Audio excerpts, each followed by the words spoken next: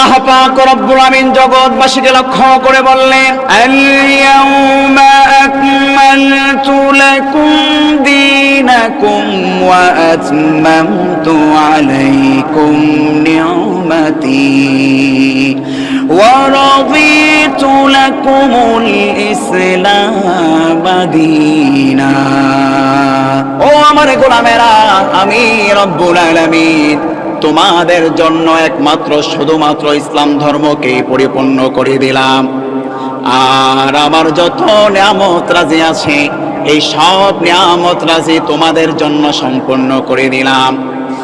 আর আল্লাহ পাক রব্বুল আমিন বললেন, ওয়া রাদিতু লাকুমুল ইসলাম দীনা। ও আমার গোলামেরা, জেনে রাখো শুধুমাত্র একমাত্র আমি রব্বুল আলামিন তোমাদের জন্য ধর্ম হিসাবে ইসলাম ধর্মকে পরিপূর্ণ করে দিলাম। বিশ্বনবী সাল্লাল্লাহু আলাইহি ওয়াসাল্লাম যখন সোয়া লক্ষ সাহাবায়ে কেরামকে নিয়ে আরাফার ময়দানে তিনি বিদায় হজের মধ্যে উপস্থিত হলেন, ঠিক সেই সময় আল্লাহ পাক রব্বুল আলামিন জিবরাইল আলাইহিস সালাতু ওয়াস সালামের মাধ্যমে আয়াতে কারিমা নাজিল করলেন। সেজন্য আল্লাহ পাক রব্বুল আমিন বললেন, ও আমার গোলামেরা, শুধুমাত্র একমাত্র ইসলাম ধর্মকেই তোমাদের জন্য মনোনীত করে দিলাম। ইসলাম ধর্ম ছাড়া আমি আল্লাহ পাক রব্বুল আলামিনের কাছে আর কোন ধর্ম গ্রহণযোগ্য নয়। সেজন্য আল্লাহ পাক রব্বুল আলামিন সূরাত আলে ইমরানের 19 নম্বর আয়াতে কারিমার মাধ্যমে জানিয়ে দিচ্ছেন। আল্লাহ পাক রব্বুল আলামিন বললেন, ইন্নাদ-দীনা ইনদাল্লাহিল ইসলাম। ও গোলামেরা, একমাত্র শুধুমাত্র তোমাদের জন্য আমি রব্বুল আলামিনের পক্ষ থেকে ইসলাম ধর্মকে তোমাদের জন্য মনোনীত করে দিলাম। সেজন্য বিশ্বনবী সাল্লাল্লাহু আলাইহি ওয়াসাল্লাম যখন বিদায় হজের ভাষণে সোয়া লক্ষ সাহাবায়ে কেরামের সামনে তিনি একটা বক্তব্য পেশ করলেন, বিশ্বনবী সমস্ত সাহাবায়ে কেরামকে লক্ষ্য করে বললেন, ও আমার সাহাবীরা, আজকে আমি তোমাদের মাঝে যেই দাওয়াতি মিশন নিয়ে আল্লাহ পাক রব্বুল আমিন প্রেরণ করেছিলেন, সেই রিসালাতের দায়িত্ব কি আমি রাসূল তোমাদের মাঝে সম্পূর্ণ করতে পারলাম কিনা? সোয়া লক্ষ সাহাবায়ে কেরাম বললেন, ইয়া রাসূলুল্লাহ, ইয়া হাবিবাল্লাহ, আল্লাহু আ'লাম ওয়া রাসূলুহু, একমাত্র আল্লাহ এবং আপনি ভালো জানেন। ঠিক ওই সময় জিবরাইল আলাইহিস সালাতু ওয়াস সালামের মাধ্যমে সূরাতুল মাইদার 3 নম্বর আয়াতে কারিমা নাজিল করে জানিয়ে দিলেন, আল-ইয়াউমা আকমালতু লাকুম দীনাকুম ওয়া আতমামতু আলাইকুম নি'মাতি ওয়া রাদিতু লাকুমুল ইসলাম দীনা। আজকের এই মধ্য দিয়ে আমি রব্বুল আমিন তোমাদের জন্য শুধুমাত্র ইসলাম ধর্মকেই পরিপূর্ণ করে দিলাম, আর আমার যত নিয়ামত রাজি আছে এই সব নিয়ামত রাজি তোমাদের উপর সম্পূর্ণ করে দিলাম। আর আল্লাহ পাক রব্বুল আমিন 3 নম্বর আয়াতের শেষ অংশে বলছেন, ইসলাম ধর্মকে শুধুমাত্র একমাত্র তোমাদের জন্য মনোনীত করে দিলাম। সেজন্য আল্লাহ পাক রব্বুল আলামিন সূরাত আলে ইমরানের 85 নম্বর আয়াতে কারিমার মাধ্যমে জানিয়ে দিচ্ছেন, ওয়া মান ইয়াবতাগি গায়রাল ইসলামি দীনান ফালান ইউকবালা মিন ওয়া হুয়া ফিল আখিরাতি মিনাল খাসিরিন।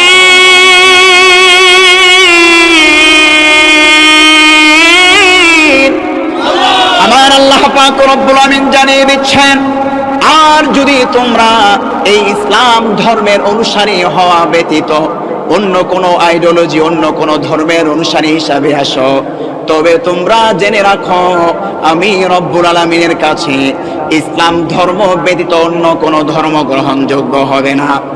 যদি তোমরা ইসলাম ধর্মের অনুসারী ব্যতীত অন্য কোন আইডিওলজি, অন্য কোন ধর্মের অনুসারী হয়ে আমি আল্লাহ তাআলার কাছে হাসরের ময়দানে উত্থাপিত হও।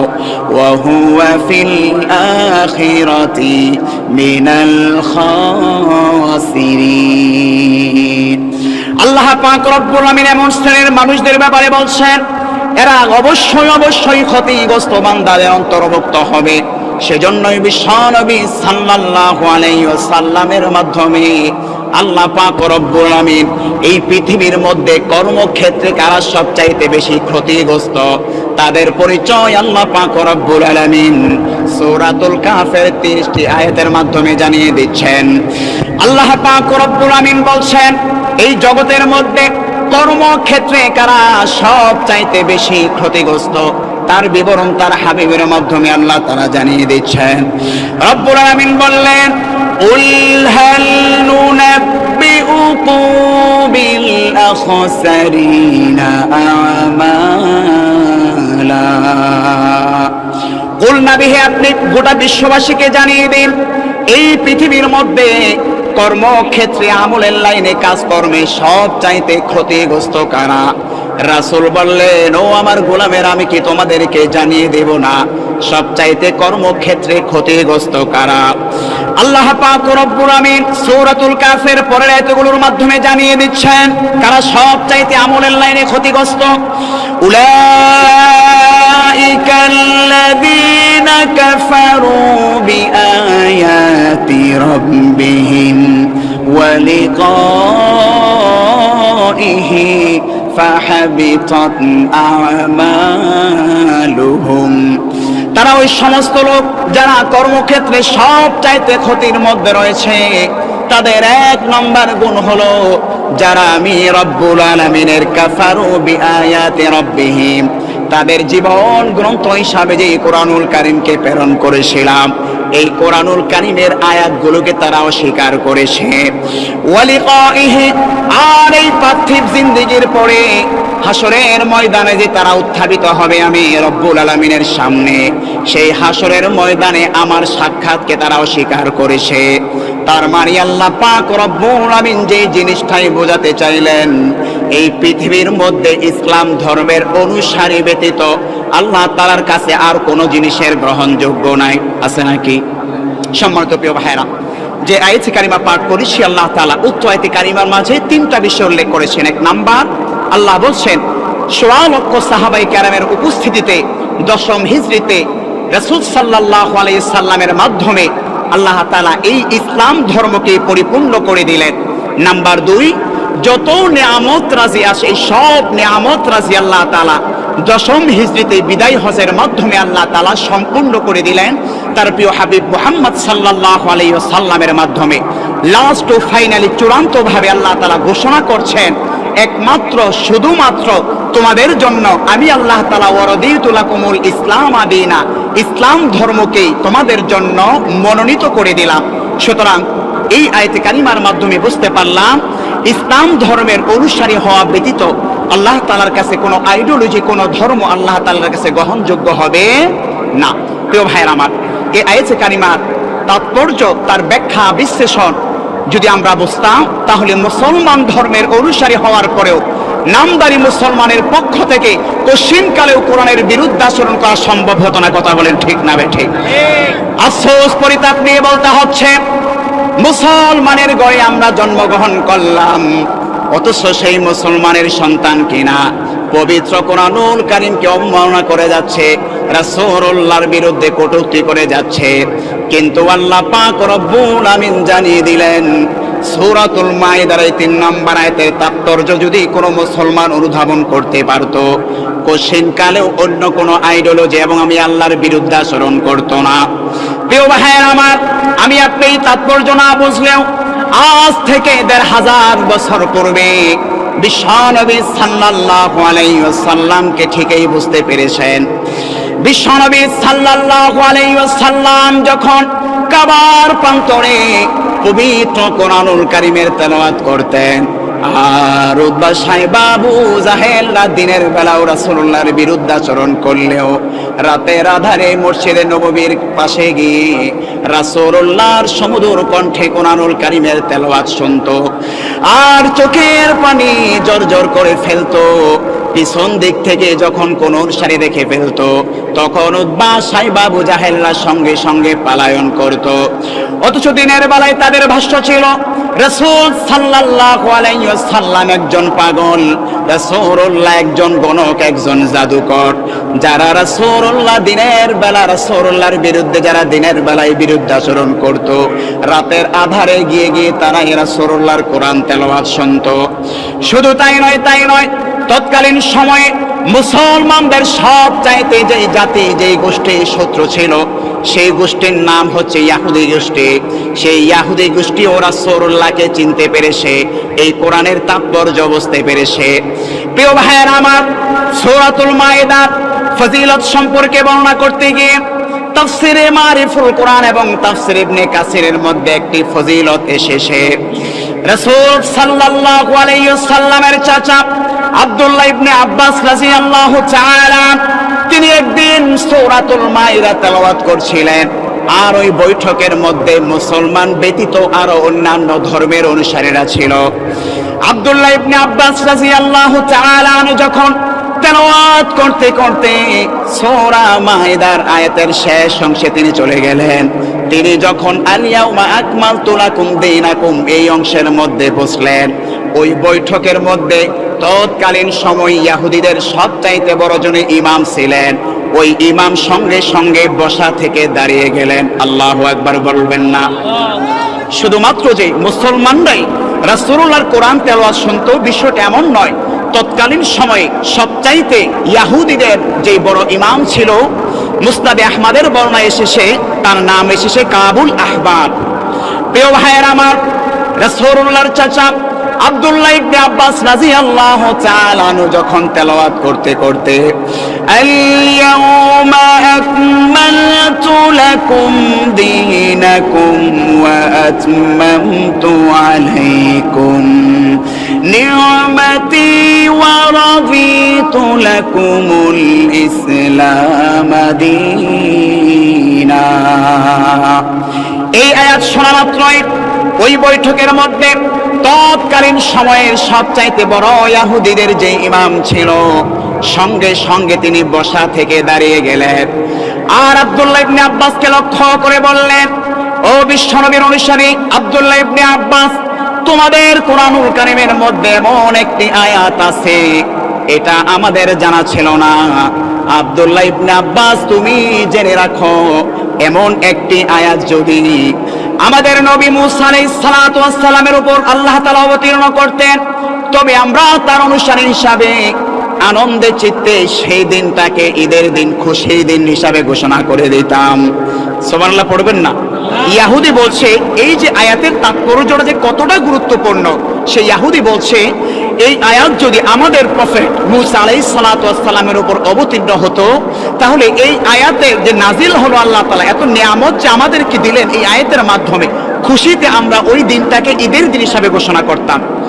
প্রিয় ভাইয়েরা আমার, হাদিসের বর্ণনা এসেছে আব্দুল্লাহ ইবনে আব্বাস রাদিয়াল্লাহু তাআলা তিনি জবাব দিলেন, ক্বালা ওয়াল্লাহি, ওই কাবার কসম, রব্বুল আলামিনের কসম, ইন্নাহা নাযালাত আলা রাসূলিল্লাহি সাল্লাল্লাহু আলাইহি ওয়াসাল্লাম, নিঃসন্দেহে এই আয়াতে কারিমা আল্লাহ পাক রব্বুল আলামিন তার হাবিবের উপর এমন একটা দিনে অবতীর্ণ করলেন, এমন একটা দিনে তার হাবিবের উপর নাজিল করলেন, যেই দিনটা ফি ইয়াউমি ঈদাইন, যেই দিনের মধ্যে আমাদের জন্য দুইটা আনন্দের দিন রয়েছে।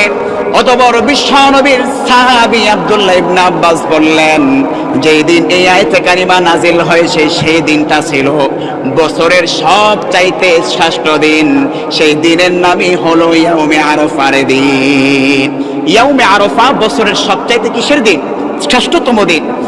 আর আরেকটা আনন্দের দিন হচ্ছে আমাদের জন্য সপ্তাহের মধ্যে সবচাইতে শ্রেষ্ঠতম যে রাত্র, যে রজনী, সেই দিনের নামই হলো ইয়াউমুল জুমআ। কারণ রাসূলুল্লাহ জানিয়ে দিলেন এই জুমার দিনটাই হলো আমার গরিবের উম্মতের জন্য হজের দিন। প্রিয় ভাইয়েরা আমার, তার মানে বুঝতে পারলাম উক্ত আয়াতে কারিমা এমন এক দিনে নাজিল হয়েছে যেই দিনটার মধ্যে আমাদের জন্য দুইটাই আনন্দের দিন। তাফসীরে খাজানের মধ্যে এসেছে এই আয়াতে কারিমা কোন সময় রাসূলুল্লাহর উপর অবতীর্ণ হলো। আসমা বিনতে উমাইয়া রাদিয়াল্লাহু তাআলা আনহার থেকে বর্ণিত হয়েছে, তিনি বললেন বিশ্বনবী সাল্লাল্লাহু আলাইহি ওয়াসাল্লাম যখন সোয়া লক্ষ সাহাবায়ে কেরামকে নিয়ে তিনি সেই আরাফার ময়দানে অবস্থান করলেন, ঠিক সেই সময় জিবরাইল আয়াতে কারিমা নিয়ে রাসূলুল্লাহর উপর অবতীর্ণ হলেন। হাদিসের কিতাবের মধ্যে পাওয়া যায় এই ওহির বারত এতটাই ছিল, ওহির ওজন এতটাই ছিল, রাসূলুল্লাহ যেই ওষ্ঠীর মধ্যে উপবিষ্ট ছিলেন, বসা ছিলেন, এই ওহির ভারের কারণে সঙ্গে সঙ্গে ওই ওষ্ঠীটা মাটির মধ্যে বসে গেল। প্রিয় ভাইয়েরা আমার, ঠিক সেই সময় রাসূলুল্লাহর উপরে আয়াতে কারিমা নাজিল হয়েছে। আফসোস পরিতাপ নিয়ে বলতে হচ্ছে রাসূলুল্লাহ বিদায় হজের ভাষণের মাধ্যমে এই আয়াতে কারিমার মাধ্যমে তার যে রাসালাতের দায়িত্ব ছিল, এই রাসালাতের দায়িত্ব তিনি তার উম্মতের মাঝে সম্পূর্ণ করলেন। কিন্তু আফসোস পরিতাপ নিয়ে বলতে হয় এই আয়াতে কারিমা আমাদের কোরআনুল কারীমের মধ্যে আছে, কিন্তু এই আয়াতে কারিমার তাৎপর্য ব্যাখ্যা বিশ্লেষণ আমি মুসলমান হিসাবে জানি না। এটা বড়ই আমাদের জন্য আফসোসের বিষয়। সেজন্য প্রিয় ভাইয়েরা আমার, রাসূল সাল্লাল্লাহু আলাইহি ওয়াসাল্লাম ঠিক এর 81 দিন পর তিনি মৃত্যুবরণ করলেন। এই আয়াতে কারিমা যখন নাজিল হলো, বিশ্বনবীর সাহাবী ওমর ফারুক রাদিয়াল্লাহু তাআলা কান্নাকাটি শুরু করলেন। কান্না করতে করতে তিনি অস্থির হয়ে গেলেন। উপস্থিত সাহাবায়ে কেরাম প্রশ্ন করলেন, ও আমাদের সহোদর ভাই ওমর ফারুক, তুমি কেন কান্নাকাটি করছো? ওমর ফারুক রাদিয়াল্লাহু তাআলা বললেন, ও আমার সহোদর ভাইরা, তোমরা হয়তো বুঝতে পারছো না, এই আয়াতে কারিমার মাধ্যমে বিশ্বনবী সাল্লাল্লাহু আলাইহি ওয়াসাল্লাম যে আর পৃথিবীর মধ্যে বেশি দিন থাকবেন না, এই মেসেজটুকু তিনি আমাদেরকে জানিয়ে দিলেন। রাসূল পৃথিবীর মধ্যে আর বেশি দিন থাকবেন না, রাসূল আমাদেরকে এতিম করে চলে যাবেন। সেই কষ্টে আমি ওমর ফারুক কান্নাকাটি করছি। বিশ্বনবী সাল্লাল্লাহু আলাইহি ওয়াসাল্লাম ওমর ফারুককে জিজ্ঞাসা করলেন, ও আমার সাহাবী, তুমি কেন কান্নাকাটি করছো? ওমর ফারুক বললেন, ইয়া রাসূলুল্লাহ ওয়া ইয়া হাবিবাল্লাহ, আপনি আয়াতের মাধ্যমে জানিয়ে দিলেন, আজকের মধ্য দিয়ে আপনি ইসলাম ধর্মকে পরিপূর্ণ করে দিলেন। তার মানে যে জিনিস পরিপূর্ণ হয়ে যায়, সেই জিনিস পরিপূর্ণ করার মতো আর কেউ পৃথিবীর মধ্যে আগমন করবেন, এটা নিশ্চিত আমরা জেনে গেলাম।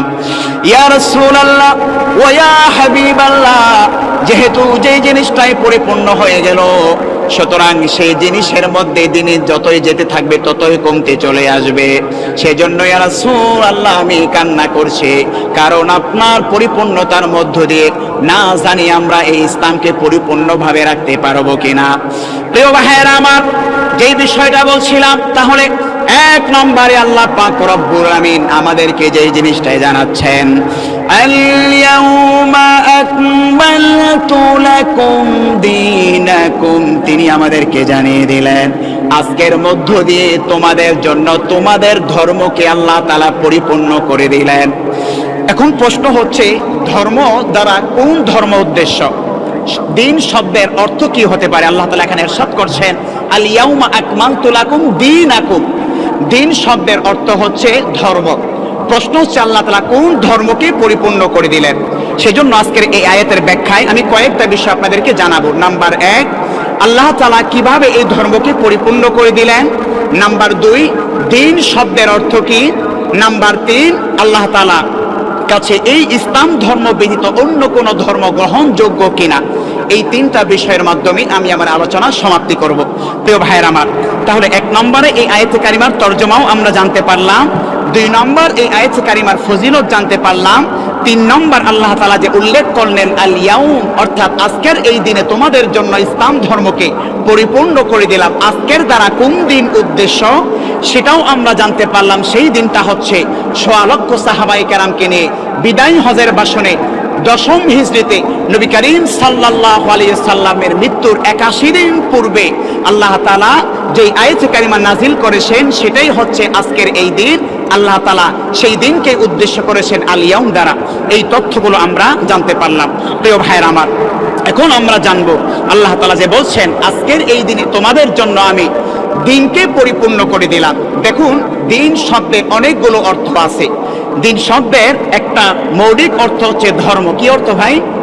ধর্ম। এই ব্যাখ্যাটা কেন জানার দরকার, এটা বিশ্লেষণ করার পরেই আমি আপনাদেরকে আরেকটা ব্যাখ্যা দেব কেন দিন শব্দ আপনাদেরকে ব্যাখ্যাটা জানাচ্ছি। প্রিয় ভাইয়েরা আমার, আল্লাহ পাক রব্বুল আমিন বলছেন আল-ইয়াউমা আকমালতু লাকুম দীনাকুম, আজকের এই দিনে তোমাদের উপর আমি তোমাদের জন্য দিনকে পরিপূর্ণ করে দিলাম। তাহলে আমরা এখন জানবো দিন শব্দের অর্থ কি, কি কি অর্থে কোরআন এবং হাদিসের পৃষ্ঠাগুলোর মধ্যে এই দিন শব্দ ব্যবহৃত হয়েছে। দিন শব্দের মৌলিক অর্থ হচ্ছে ধর্ম, আবার দিন শব্দের অর্থ কর্মফল হয়। সেজন্য আল্লাহ পাক রব্বুল আমিন সূরাতুল ফাতিহার 3 নম্বর আয়াতে কারিমার মধ্যে বলছেন মালিকি ইয়াউমিদ্দিন। এখানে দিন শব্দ অর্থ হয়েছে কর্মফল, মানে বিচার দিবসের মালিক যিনি, চিৎকার করে বলতে হবে তিনি কে। তাহলে সূরা ফাতিহার 3 নম্বর আয়াতে মালিকি ইয়াউমিদ্দিন, এই দিন শব্দের অর্থ কি পেলাম? কর্মফল। কি পেলাম? কর্মফল। প্রিয় ভাইয়েরা আমার, সূরাতুল বাকারার 256 নম্বর আয়াতে কারিমার মাধ্যমে দিন শব্দ ব্যবহৃত হয়েছে লা ইকরাহা ফিদ্দীন। এখানেও দিন শব্দ ব্যবহৃত হয়েছে। এখানে দিন শব্দের অর্থ হচ্ছে ধর্ম। কি অর্থাৎ ধর্ম নিয়ে তোমরা বাড়াবাড়ি করিও না, যার অর্থ হচ্ছে 3 নম্বরে দিন শব্দের অর্থ হচ্ছে তাওহীদ কিংবা একত্ববাদ, অর্থাৎ এক স্রষ্টায় বিশ্বাসী হওয়া। আল্লাহ পাক রব্বুল আমিন সূরাত আলে ইমরানের 19 নম্বর আয়াতে কারিমার মাধ্যমে জানিয়ে দিচ্ছেন ইন্নাদ-দীনা ইনদাল্লাহিল ইসলাম। এখানেও দিন শব্দটি ব্যবহৃত হচ্ছে ইন্নাদ-দীন। এখানে দিন শব্দের অর্থ কি? তাওহীদ, একত্ববাদে বিশ্বাসী হওয়া। 4 নম্বরে দিন শব্দটি সূরাত আলে ইমরানের 85 নম্বর আয়াতে কারিমার মাধ্যমে এসেছে। সেখানে আল্লাহ তাআলা দিন শব্দটিকে ইমানের অর্থে অর্থাৎ বিশ্বাসের অর্থে ব্যবহৃত করেছেন। 5 নম্বরে 25 নম্বর পারা 3 নম্বর পৃষ্ঠা সূরাতুশ শূরার 13 নম্বর আয়াতে আল্লাহ তাআলা বলছেন শারআ লাকুম মিনাদ-দীনি মা ওয়াসসা বিহি নূহা। এখানে দিন শব্দের অর্থটি সহিহ আকীদার অর্থে ব্যবহৃত হয়েছে। আবার 6 নম্বরে আল্লাহ পাক রব্বুল আমিন দিন শব্দটিকে ইবাদতের অর্থে ব্যবহৃত করেছেন, যেমনটা আল্লাহ তাআলা বলছেন আলা লিল্লাহিদ-দীনুল খালিস। একমাত্র শুধুমাত্র ইবাদত হবে কার জন্য? সেখানে দিন শব্দটি আল্লাহ তাআলার জন্য ইবাদতের অর্থে ব্যবহৃত হয়েছে। 7 নম্বরে আমাদের যে আলোচ্য আয়াত সূরাতুল মায়েদার 3 নম্বর আয়াতের অংশ বিশেষ, এখানে আল্লাহ পাক রব্বুল আমিন দিন শব্দ দ্বারা কি ব্যাখ্যা করেছেন? মুফাসসিরে কেরাম এই ব্যাপারে কমতে এসেছে যে সূরাতুল মায়েদার 3 নম্বর আয়াতের অংশ বিশেষের আল ইয়াউমা আকমালতু লাকুম দীনাকুমের যে দিন শব্দ, এই দিন শব্দ দ্বারা বিধি বিধানের অর্থে ব্যবহৃত হয়েছে। তার মানে উক্ত আয়াতে কারিমার যদি আমরা তাফসীরি অর্থ ব্যবহার করি, আল্লাহ তাআলা বলছেন আজকের এই দিনের মধ্য দিয়ে আমি আমার হাবিব মুহাম্মদ সাল্লাল্লাহু আলাইহি ওয়াসাল্লামের মাধ্যমে ইসলাম পালন করার জন্য যত বিধানাবলী আছে, যত বিধিবিধান আছে, আজকের এই মধ্য দিয়ে তত বিধিবিধানগুলো আমি আল্লাহ তাআলা পরিপূর্ণ করে দিলাম। সম্মানিত প্রিয় ভাইরা, তাহলে দিন শব্দের অর্থ আমরা এখানে কি পেলাম? অর্থাৎ ইসলাম ধর্মের যত বিধিবিধান আছে, এই সব বিধিবিধান আল্লাহ তাআলা রাসূলুল্লাহর মাধ্যমে কি করে দিলেন? পরিপূর্ণ করে দিলেন। এই ব্যাখ্যাটা কেন আমি আপনাদেরকে দিলাম, এবার আসুন বলেছিলাম সেই ব্যাখ্যাটা দ্বিতীয় পয়েন্টে। আমাদের দেশে কিছু মার্কা মারা মুসলমান আছে, ওই যে বলেছিলাম যে এই আয়াতে কারিমার তাৎপর্য ব্যাখ্যা বিশ্লেষণ যদি কোনো মুসলমান বুঝতো, তাহলে সে কোশ্চিনকালেও ইসলামকে ব্যতি রেখে অন্য কোনো ধর্ম, অন্য কোনো আইডিওলজিকে সে বলতো না যে ইসলাম ছাড়া আরো অন্য কিছু যে ভালো আছে সেটাকেও আমরা গ্রহণ করতে পারি। আচ্ছা বলুন, ইসলাম ছাড়া আর কোনো ধর্ম কারো কাছে আইডিওলজি ভালো হতে পারে? মুসলমানের কাছে ইসলাম ধর্ম ছাড়া তার কাছে অন্য কোনো জিনিস শ্রেষ্ঠ কিংবা ভালো হতে পারে?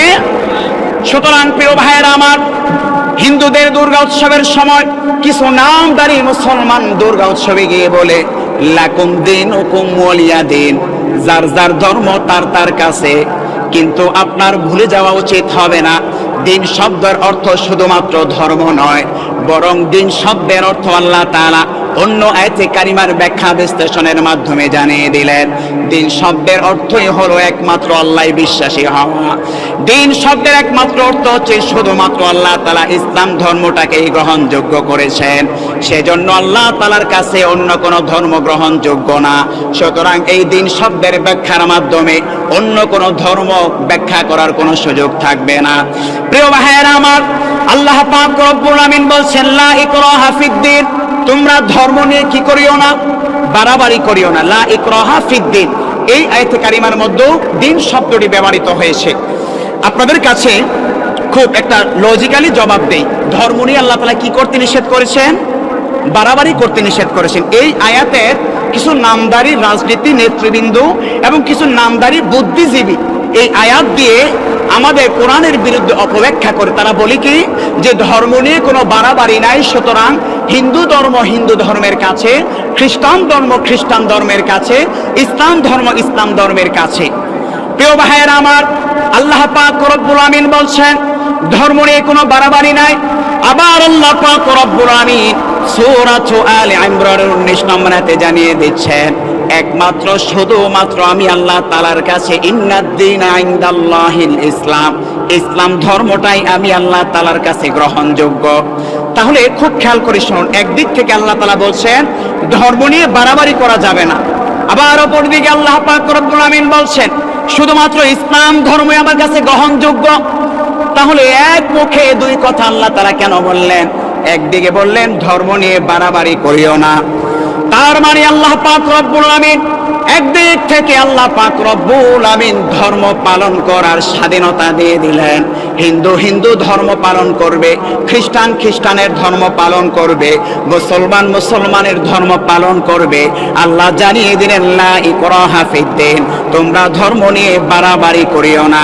ঠিক কিছুক্ষণ পরে আবার সেই মুখেই বলছেন ইন্নাদ-দীনা ইনদাল্লাহিল ইসলাম, সাবধান, ইসলাম ছাড়া কিন্তু আমি আল্লাহ তাআলার কাছে অন্য কোনো ধর্ম গ্রহণযোগ্য না। তাহলে এক আল্লাহ দুই নীতি অবলম্বন করলেন কিনা? কথা আসে কিনা?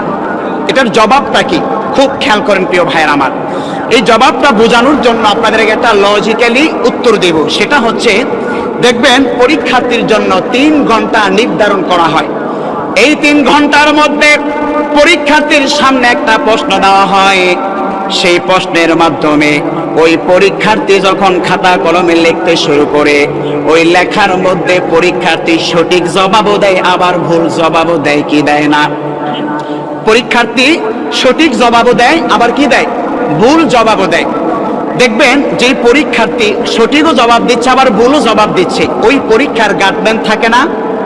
দেখা যায় অনেক কাছের একজন ওস্তাদ, এই পরীক্ষার্থী ভুল করতেছে, তারপরেও কি ওই পরীক্ষা ম্যান কখনো তার পরীক্ষার্থীকে এই কথা বলে যে তুমি কেন ভুল করতেছ, এই কথা বলে নাকি? কারণ এটা হচ্ছে পরীক্ষার ময়দান, এখানে ভুল ধরিয়ে দেওয়ার জায়গা না। যতই কাছের আত্মীয় হোক, যতই কাছের ছাত্র হোক না কেন, কিন্তু ওই জায়গাটা ভুল ধরিয়ে দেওয়ার জায়গা না। অথচ ওস্তাদ ঠিকই দেখতেছে যে এই ছাত্র কি লিখতেছে, ভুল লিখতেছে। এখন কেউ যদি বলে এটা কেমন ওস্তাদ যে তার আপন কাছের ছাত্র, তার এত কাছের আত্মীয়, তার সামনে ভুল করলো কিন্তু সে ভুলটা ধরিয়ে দিল না, এই কথা কি পৃথিবীর কোনো মানুষ ওই টিচারকে বলবে? বলবে না। আবার দেখুন, এই ভুল জবাব লেখার পরে চূড়ান্ত নাম্বারের সময় কিন্তু 3 ঘন্টা পর। প্রিয় ভাইয়েরা আমার, যেই জিনিসটা আপনাদেরকে বোঝাতে চাচ্ছি, পরীক্ষার হলের যেমন স্বাধীনতা রয়েছে, বান্দা তুমি সঠিক জবাব দাও কিংবা ভুল জবাব দাও, এটা ওস্তাদ কর্তৃক পরীক্ষার মধ্যে তোমার জন্য স্বাধীনতা দেওয়া হলো। কিন্তু সাবধান সাবধান, গোটা পৃথিবীর মানুষকে জানিয়ে দেওয়া হলো, ও পরীক্ষার্থীরা, তুমি যদি সঠিক জবাব লেখো তাহলে তোমার জন্য নাম্বার 100 থেকে 100 দেওয়া হবে। আর যদি তুমি এই পরীক্ষার মধ্যে খাতার মধ্যে ভুল জবাব লেখো তাহলে ভুল জবাবের কারণে তোমার কপালে গোড়ার ডিমা থাকবে, ঠিক না বে ঠিক? রেজাল্ট জানিয়ে দেওয়া হয়েছে।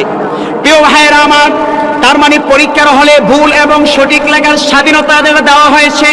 গোটা পৃথিবীর মধ্যে ভুল দেখার পরও যেমন উস্তাদের জন্য ভুল ধরিয়ে দেওয়া রাইট নয়, কারণ এটা সঠিক এবং ভুল লেখার দেওয়ার স্বাধীনতা।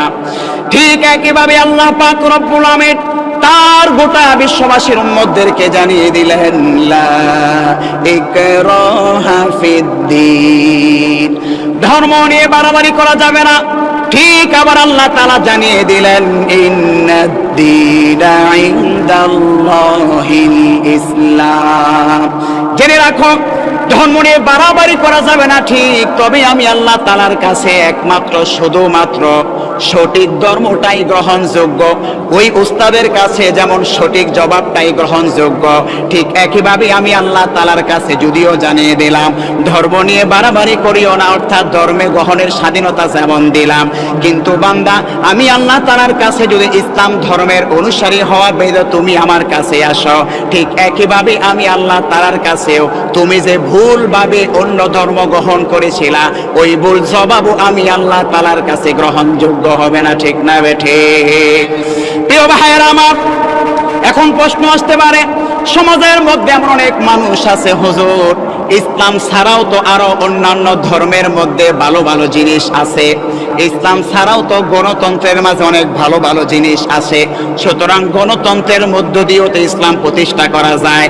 কোন মুসলমান যদি এই কথা বলে তাহলে তার ইমানের মধ্যে সমস্যা আছে।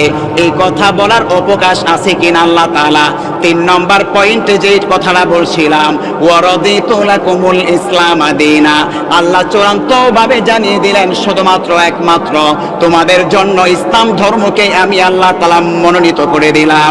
কিভাবে আল্লাহ তাআলা মনোনীত করলেন? ইসলাম ছাড়া অন্য ধর্মের ভালো গ্রহণ করার সুযোগ আছে কিনা, কিংবা অন্য চিন্তাধারা গ্রহণ করার সুযোগ আছে কিনা, এটা বোঝার জন্য আপনাদেরকে একটা উদাহরণ পেশ করে। বর্তমানে সবচাইতে ভয়ঙ্কর রোগ হচ্ছে ক্যান্সার। কি রোগ ভাই? ক্যান্সার। ক্যান্সার যার হয় এই রোগের নাই কি ক্যান্সার। তারপরও অনেক মানুষকে আল্লাহ তাআলা বাঁচাচ্ছেন। ক্যান্সারের একটা থেরাপি হচ্ছে কেমোথেরাপি। কি থেরাপি? কেমোথেরাপি। বাংলাদেশের টাকায় হয়তো কাকা কত টাকা হবে মাসুম কাকা? অনেক রকম আছে, 15,000 20,000 বা আরো অনেক রকম হতে পারে। তবে সবচাইতে দামি যেই ক্যান্সারের কেমো, সেই ক্যান্সারের কেমোর দাম হচ্ছে 1.5 লাখ থেকে 2 লাখ টাকা, কিংবা আরো তার চাইতে বেশি। ওই কেমোর প্যাকেটের মধ্যে লেখা আছে এটার মেয়াদ হচ্ছে 1 তারিখ থেকে 10 তারিখ পর্যন্ত। 1 থেকে 10 তারিখের মধ্যে ডাক্তারের কাছে যদি কোনো কাস্টমার এই ওষুধটা ক্রয় করতে চায়, সেটার দাম কত লাখ টাকা হবে? 1.5 লক্ষ টাকা। কিন্তু 10 তারিখ যেই কিনা রাত 12টা পার হয়ে যাবে, ওই 1.5 লক্ষ টাকার কেমোর মূল্য কি 1 টাকাও হবে? কি বলেন? আছে নাকি? ডেট ওভার হয়ে গেলে ওই 1.5 লক্ষ টাকার কেমোথেরাপির কোনো মূল্য আছে? বুঝছেন তো উদাহরণটা? এবার আসুন প্রিয় ভাইয়েরা আমার, আল্লাহ পাক রব্বুল আমিন যে সূরাতুল মাইদার 3 নম্বর আয়াতে কারিমার মাধ্যমে জানিয়ে দিলেন, ওয়ারাদিতু লাকুমুল ইসলাম দীনা, আমি আল্লাহ পাক রব্বুল আমিন একমাত্র শুধুমাত্র ইসলাম ধর্মকেই তোমাদের জন্য মনোনীত করে দিলাম।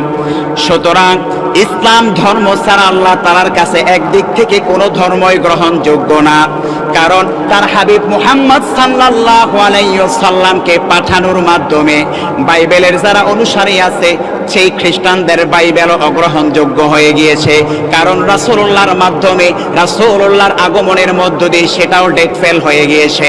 ঠিক একইভাবে দাউদ আলাইহিস সালাতু ওয়াস সালামের উপরে যে আসমানি গ্রন্থ জাবুর নাজিল হয়েছে, সেই ধর্মগ্রন্থও ডেট ফেল হয়ে গিয়েছে রাসূলুল্লাহর আগমনের মধ্য দিয়ে। ঠিক একইভাবে সাইয়্যিদিনা মূসা আলাইহিস সালাতু ওয়াস সালামের উপর যে তাওরাত কিতাব নাজিল হয়েছে, সেই তাওরাত কিতাব আল্লাহ তাআলার কাছে অগ্রহণযোগ্য হয়ে গিয়েছে। সুতরাং আল্লাহ পাক রব্বুল আমিন তার হাবিব মুহাম্মদ সাল্লাল্লাহু আলাইহি ওয়াসাল্লামকে এই পৃথিবীর মধ্যে পাঠানোর মাধ্যমে পূর্বে যত কিছু রয়েছে সব কিছু আল্লাহ তাআলা ডেট ফেল করে দিলেন। প্রশ্ন হচ্ছে, ডেট ফেল করার অর্থ কি? অর্থ এই না মানে আপনি তাকে অপমান করবেন। কোরআনুল কারীমের মধ্যে পূর্ববর্তী যত নবী রাসূল এসেছেন তাদের মর্যাদা কোরআনুল কারীম এবং আমাদের অন্তরে আছে না নাই? কিন্তু রাসূল সাল্লাল্লাহু আলাইহি সাল্লামের মাধ্যমে যে কোরআনুল কারীমকে তিনি পাঠিয়েছেন, এই কোরআন যখন আল্লাহ তাআলা তার হাবিবের উপর নাজিল করলেন, আল্লাহ তাআলা জানিয়ে দিলেন এই কোরআন যখন আমার হাবিবের উপর আমি সম্পূর্ণ করে দিলাম, সুতরাং এই কোরআন ব্যতীত পৃথিবীর মধ্যে অন্য কোনো কিতাব, অন্য কোনো আইডিওলজি, অন্য কোনো ধর্ম আমি আল্লাহ তাআলার কাছে গ্রহণযোগ্য না। সুতরাং একমাত্র গ্রহণযোগ্য ধর্ম, একমাত্র গ্রহণযোগ্য কিতাব, একমাত্র গ্রহণযোগ্য নেতা শুধুমাত্র একমাত্র ইসলাম এবং কোরআন এবং আমার নবী মুহাম্মদ সাল্লাল্লাহু আলাইহি সাল্লাম। পড়ুন আল্লাহু আকবার। তাহলে এই বিষয়টা আমরা বুঝতে পারলাম তো ইনশাআল্লাহ, রাসূল সাল্লাল্লাহু আলাইহি সাল্লামের উপর কিভাবে আল্লাহ তাআলা নিয়ামতকে পরিপূর্ণ করলেন। তাহলে একটা উদাহরণ শুনি, তারপরে শেষ করে দেব ইনশাআল্লাহ। পৃথিবীর সজলগ্ন থেকে নিয়ে রাসূল সাল্লাল্লাহু আলাইহি ওয়াসাল্লামের আগমনের পূর্ব পর্যন্ত যুগে যুগে আল্লাহ পাক রব্বুল আলামিন যত নবী রাসূল প্রেরণ করলেন, সাইয়্যিদিনা আদম আলাইহিস সালাতু ওয়াস সালাম আমাদের আদি পিতা, সাইয়্যিদিনা মূসা আলাইহিস সালাতু ওয়াস সালাম, সাইয়্যিদিনা ইব্রাহিম আলাইহিস সালাতু ওয়াস সালাম, যত নবীর উপর যত আসমানি গ্রন্থ আল্লাহ তাআলা নাজিল করলেন, কোন নবীর দাওয়াতের প্রসারকে আল্লাহ তাআলা সম্পূর্ণ করেন নাই। অর্থাৎ প্রিয় ভাইয়েরা আমার, উদাহরণ দিয়ে যদি আপনাদেরকে বোঝাতে চাই, একজন পরীক্ষার্থীর জন্য পরীক্ষার হলে 3 ঘন্টা সময় নির্ধারণ করা হয়। বলা হয় এই 3 ঘন্টার মধ্যে তুমি তোমার এই প্রশ্নের জবাব সঠিকভাবে লিখবে। অনেক ক্ষেত্রে দেখা যায় পরীক্ষার্থী এই 3 ঘন্টা পূর্ণ সময় পেয়েও সে তার প্রশ্নের জবাব পূর্ণাঙ্গ করতে পারে না। তার মানে পরীক্ষা কর্তৃক পরীক্ষার্থীর জন্য পূর্ণাঙ্গ কয় ঘন্টা সময় নির্ধারণ করা হলো? কয় ঘন্টা? 3 ঘন্টা। তার মানে সময় কি পূর্ণাঙ্গ না অপূর্ণাঙ্গ? 3 ঘন্টা সময় কি পূর্ণাঙ্গ না অপূর্ণাঙ্গ? পূর্ণাঙ্গ। পরীক্ষার্থী এই 3 ঘন্টা সময় ধরে লিখতে লিখতে তারপরেও সে তার জবাব লিখে সম্পূর্ণ করতে পারল না। তার মানে পরীক্ষার্থীর সময় 3 ঘন্টা ঠিকই পাইল, কিন্তু এই 3 ঘন্টার মধ্যে সে তার সঠিক জবাব লিখে শেষ করতে পারল না। ঠিক একইভাবে আল্লাহ পাক রব্বুল আলামিন পৃথিবীর সূচনা লগ্ন থেকে নিয়ে তার প্রিয় হাবিব মুহাম্মদ সাল্লাল্লাহু আলাইহি সাল্লামের আগ পর্যন্ত যত নবী রাসূল প্রেরণ করলেন, কোন নবী রাসূলেই নির্দিষ্ট সময় পর্যন্ত তার রিসালাতের দায়িত্ব তিনি পূর্ণাঙ্গ করতে পারে নাই। অর্থাৎ সাইয়্যিদিনা আদম যেই ধর্মে প্রসার করেছেন, আল্লাহ পাক রব্বুল আমিন সাইয়্যিদিনা আদমের মাধ্যমে সেটাও পূর্ণাঙ্গ করলেন না। যদিও সময় পূর্ণাঙ্গ পেয়েছে, কিন্তু তিনি তার রিসালাতের দায়িত্ব আল্লাহ তাআলা পূর্ণাঙ্গ করে নাই। সাইয়্যিদিনা মূসা আলাইহিস সালাতু ওয়াস সালাম সময় পেয়েছেন অনেক, কিন্তু সেই সময়ের মধ্যে তিনি তার রিসালাতের দায়িত্ব পূর্ণাঙ্গ করতে পারে নাই। একমাত্র শুধুমাত্র প্রিয় হাবিব মুহাম্মদ সাল্লাল্লাহু আলাইহি ওয়াসাল্লামের মাধ্যমে আল্লাহ তাআলা মাত্র 23 বছর জিন্দেগির মাধ্যমে মক্কা এবং মদিনার এই 2 জিন্দেগির মাধ্যমে আল্লাহ পাক রব্বুল আমিন পবিত্র কোরআনুল কারীমের মাধ্যমে একমাত্র শুধুমাত্র ইসলাম ধর্মটাকে আল্লাহ তাআলা সম্পূর্ণ করে দিলেন। এজন্য প্রিয় ভাইয়েরা আমার, ইসলাম আমাদের কাছে সবচাইতে প্রিয় এবং ইসলামই একমাত্র আমাদের জন্য মনোনীত ধর্ম।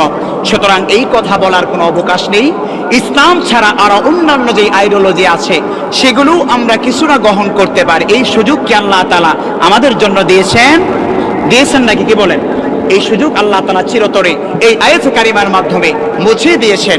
প্রিয় ভাইয়েরা আমার, সেজন্য আমাদের সমাজের মধ্যে এক শ্রেণীর বুদ্ধিজীবী তথা কথিত লোক আছে, যারা টিভির টক শোর মধ্যে বসে বসে ইসলামের বিভিন্ন ভার্সন তৈরি করে। কি করে? মোবাইলের ভার্সন হয় না, দেখেন না কিছুদিন পর পর মোবাইলের ভার্সন হয়। আইফোন একটা বের হয়, এই আইফোনের ডেট শেষ, আবার আরেক আইফোন বের হয়, মার্কেটে আসে না? ইসলামের মধ্যে কি এমন কোনো ভার্সন আছে? ইসলামের কোনো ভার্সন হয়? কিন্তু ইসলাম ছাড়া পৃথিবীর মধ্যে আসমানি গ্রন্থ কর্তৃক আরো অন্যান্য যে ধর্মগুলো আছে, খ্রিস্টান ধর্মের যারা প্রকৃত অনুসারী তো বর্তমানে নাই, খ্রিস্টান ধর্মে অনেকগুলো বিভেদ রয়েছে।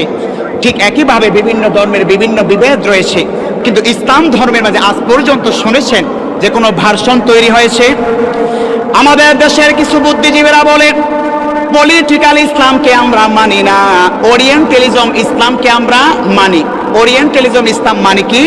পশ্চিমাদের দৃষ্টিতে যে ইসলাম গ্রহণযোগ্য, সেই ইসলামকে সমস্ত বুদ্ধিজীবীরা বলে আমরা এই ইসলামকে গ্রহণ করি।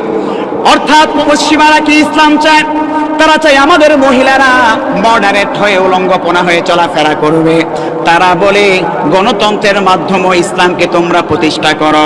সুতরাং তাদের কাছে যে ইসলামটা গ্রহণযোগ্য, অর্থাৎ সেই পশ্চিমাদের চোখে যে ইসলাম গ্রহণযোগ্য, এই সমস্ত বুদ্ধিজীবীরা বলে এই ইসলামকেই আমরা মানি। সুতরাং পলিটিক্যাল ইসলামকে আমরা মানি না। বলে না যে ইসলামের মধ্যে তো রাজনীতি নাই, বলে কি বলে না? ইসলাম যদি কমপ্লিট ধর্ম হয়েই থাকে, যে আয়াতের প্রেক্ষাপট আপনাদেরকে আমি বোঝাচ্ছিলাম, আল ইয়াউমা আকমালতু লাকুম দীনাকুম, এটার মাধ্যমে আল্লাহ তাআলা কি করে দিলেন? ইসলামকে কি করে দিলেন? পরিপূর্ণ করে দিলেন। কিভাবে পরিপূর্ণ করলেন সেটাও সংক্ষিপ্ত ব্যাখ্যা আপনাদেরকে বুঝিয়েছি। এবং ইসলাম ধর্ম ছাড়া যে অন্য কোনো ধর্ম বা অন্য কোনো আইডিওলজি আল্লাহর কাছে গ্রহণযোগ্য না, সেই দিন শব্দের ব্যাখ্যাও আপনাদেরকে বুঝিয়েছি। সুতরাং এই ইসলাম ধর্মকে যদি আমরা পরিপূর্ণ হিসাবে ঘোষণা করি, এখন এই ইসলাম ধর্মের মধ্যে কি মাঝে কি রাজনীতি যদি না থাকে, তাহলে এই ইসলাম ধর্ম কি পূর্ণাঙ্গ বলা যায়? বলা যায় নাকি? সুতরাং ইসলাম ধর্মে শুরু থেকে একজন মানুষের মৃত্যু পর্যন্ত জীবন ব্যবস্থাপনায় যা কিছুর প্রয়োজন, যেই ভাষায় আমরা বলি না কেন, এই সব কিছু আল্লাহ তাআলা ইসলাম ধর্মের মাঝে পূর্ণাঙ্গ করে দিলেন। সুতরাং সেটাকে আমরা যদি পলিটিক্যাল বলি ইংরেজি ভাষায়, কিংবা জীবন ব্যবস্থা বলি, পারিবারিক জীবন বলি, সামাজিক জীবন বলি, রাষ্ট্রীয় জীবন বলি, যেই জীবনে বলি না কেন, এই সব জীবন ব্যবস্থা এই কোরআনুল কারীমের মধ্যে আল্লাহ তাআলা দেশহীনকে দেন নাই। সুতরাং যারা বলবে যে পলিটিক্যাল ইসলামকে আমরা মানি না, বরঞ্চ ওরিয়েন্টালিজম ইসলামকে আমরা মানি, বুঝতে হবে তারা এমন ইসলামই চাচ্ছে যে ইসলাম পশ্চিমাদের চোখে তাদের কাছে গ্রহণযোগ্য। সুতরাং এমন ইসলামের অনুসারী কি আমরা হতে চাই? আবার সমাজের মধ্যে আরেক শ্রেণীর মানুষ আছে, এরা বলে হাকিকত মারিফত তরিকত কোনো কিছুর ধারে ধারে না, সারাদিন গাঞ্জা টানে, সোলের জটলা, বিশাল বড় বড় গোসলের কোনো খবর নাই, আউল বাউল ফাউল সারাদিন দুতারা একতারা তিনতারা বাজায়, গান বাজনা বাজায়, আর কিছু শান গায় লালনের নামে। তারা বলে এটাই নাকি সুফিবাদের ইসলাম। করে নাউজুবিল্লাহ। তো তোমরা যদি ভণ্ডামি করে গাঞ্জা টেনে সবচাইতে বড় সুফিবাদের ইসলাম হও, যাদের হাত ধরে বাংলার এই জমিনে ইসলাম প্রবেশ করেছে, সেই সিলেটের পণ্যভূমিতে শাহজালাল রহমাতুল্লাহি আলাই, শাহপরান রহমাতুল্লাহি আলাই, 360 আউলিয়া, তারা কি হবে? তারাই তো সবচাইতে বড় সুফি, ঠিক না বেঠিক? তারা কি কশিন কালো এই সমস্ত কার্যকলাপে জড়িত ছিল ভাই? সুতরাং সুফিবাদের নাম দিয়ে আউল ফাউল বাউল একতারা দুতারা ঢোল তবলা কখনো ইসলাম হতে পারে? এই ইসলামের আবার রাষ্ট্রীয়ভাবে খুব মূল্য আছে। কেন মূল্য আছে? দেখবেন আমাদের দেশে এই ধরনের মজমা যত জায়গায় হয়, আমাদের দেশের নেতারা দেখবেন এগুলোতে আগে আগে গিয়ে হাজির, শারীরিকও হাজির, টাকা দিয়েও হাজির। কিন্তু ভালো ভালো যেই জায়গায় ইসলামী মহাসম্মেলন হয়, এদেরকে ওই সমস্ত জায়গায় খুঁজে পাবেন না। বলে কেন ওই জায়গায় আগে আগে যায়? কারণ ওইখানে তার খায়সাত মতো ইসলামটা পায়। ওই পশ্চিমাদের দৃষ্টিতে যে ইসলাম, তার খায়সাত চায় যেখানে কিছুটা ধর্মের কথা থাকবে, আবার কিছুটা নাচন কাদরও থাকবে। সুতরাং যদি নাচনও থাকে, আবার মোটামুটি একটু ইসলাম ইসলাম ভাব থাকে, এটাই তো চাই। এই জন্য এরা এই জায়গায় যায়। এই ধরনের ইসলামকে, ইসলামের মধ্যে আসলে কোনো গ্রহণযোগ্যতা আছে? এই ধরনের ইসলামের ভার্সন কি ইসলামের মধ্যে কোনো গ্রহণযোগ্য থাকতে পারে? ইসলামের ভার্সন একটাই। আজ থেকে ১৫০০ বছর পূর্বে বিশ্বনবী মুহাম্মদ সাল্লাল্লাহু আলাইহি ওয়াসাল্লাম যেই ইসলাম আমাদের মাঝে রেখে গিয়েছেন, সেই ইসলামই একমাত্র ভার্সন, সেটাই একমাত্র গ্রহণযোগ্য। আর সেই ইসলামকে কিভাবে আমরা অনুসরণ করব? রাসূলুল্লাহ বিদায় হজের ভাষণে ১৬ লক্ষ সাহাবায়ে কেরামের মাঝে সেই দিক নির্দেশনা জানিয়ে দিচ্ছেন। বিশ্বনবী সাল্লাল্লাহু আলাইহি ওয়াসাল্লাম বললেন, ১৬ লক্ষ সাহাবায়ে কেরামের মাঝে পেশ করলেন, ও আমার সাহাবীরা, আমি রাসূলুল্লাহ তোমাদের মাঝে দুইটা জিনিস রেখে যাচ্ছি। এই দুইটা জিনিস যদি তোমরা আঁকড়ে ধরতে পারো, তাহলে তোমাদেরকে পৃথিবীর কোনো মানুষ পরাজিত করতে পারবে না। ১ নাম্বার হলো আল কোরআন, ২ নাম্বার হলো আস সুন্নাহ। এই দুইটা জিনিসের সমন্বয় যে ইসলাম, সেই ইসলামকে আমরা ফলো করি এবং মানব। এই ভার্সনের ব্যতীত আর যত রকমের ভার্সন আছে, সেটা কোশ্চিন কালেও ইসলাম হতে পারে না। সেজন্য প্রিয় ভাইয়েরা আমার, যেই বিষয়টা বলছিলাম, সূরাতুল মাইদার মাধ্যমে আল্লাহ পাক রব্বুল আমিন জানিয়ে দিচ্ছেন, আজকে এই মধ্য দিয়ে তোমাদের জন্য তোমাদের দিনকে পরিপূর্ণ করে দিলাম। সেই দিনটা কি অন্য কোনো ধর্ম না, ইসলাম ধর্ম। ইসলাম ধর্ম। সুতরাং সেই ইসলাম ধর্মের অনুসারী হয়ে আমরা সকলে খুশি না বেজার ভাই?